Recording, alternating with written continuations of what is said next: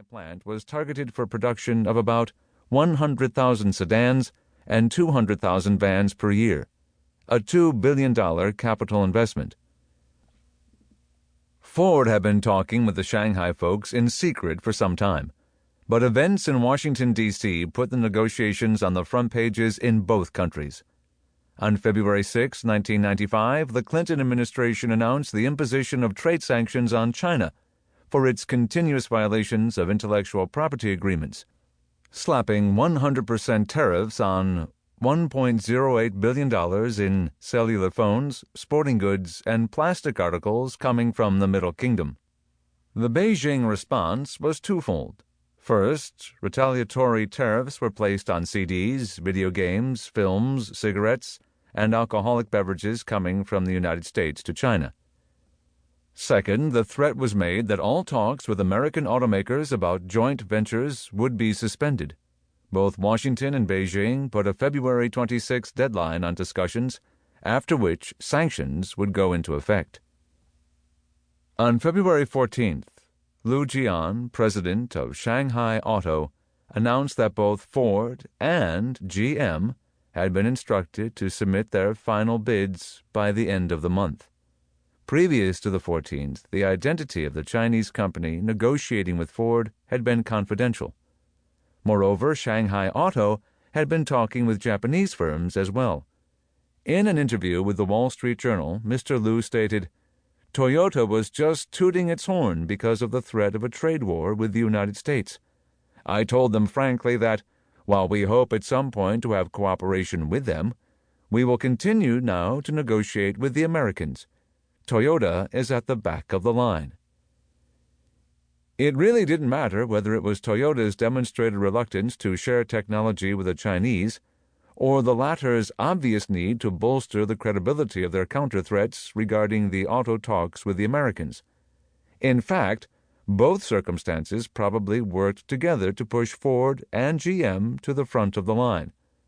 But please note Mr. Lu's further comments in the journal. Everything is on track, except for the possibility of a trade war. If a trade war breaks out, then everything is delayed, maybe canceled. If there is no trade war, then I can tell you that we will choose Ford or GM. Finally, we doubt that Mr. Lu spoke of the two American firms with consideration to alphabetical order. Jim Paulson in the driver's seat. So as of mid-February, Ford was in the lead, and Jim Paulson was at the wheel. After visits to the U.S. Trade Representative and the Commerce and State Departments in Washington, D.C., Paulson and his wife stopped over in Southern California for a couple of weeks of cross-cultural training at the University of California Mirage School of Business. That's where we first met. Jim told us that he was appalled by the lack of knowledge about China displayed by all the Clinton appointees he had talked with. We had been recommended to Jim by the folks at the Ford Executive Development Center in Detroit. We had provided advice and training to executives there for a number of years regarding their Japanese business associations. About 2,000 of their executives had been through a 3-day program of our design on negotiating with the Japanese. However, now the topic was China, a very different cup of tea. Jim and his wife spent most of the 2 weeks at the university working with our Catherine Shin, a Beijing native who is now the Michelin Chair in Leadership and Human Resource Management at the China-Europe International Business School, CEIBS, in Shanghai. Better cross-cultural training for a leadership role in China was available nowhere else. Jim Paulson is a very bright and an affable Midwesterner. An engineer by training and a career-long Ford man, he had worked on plant-related issues in several foreign countries, including Mexico, the Czech Republic, Poland, and France. However, much to our surprise, he had had no previous experience living overseas.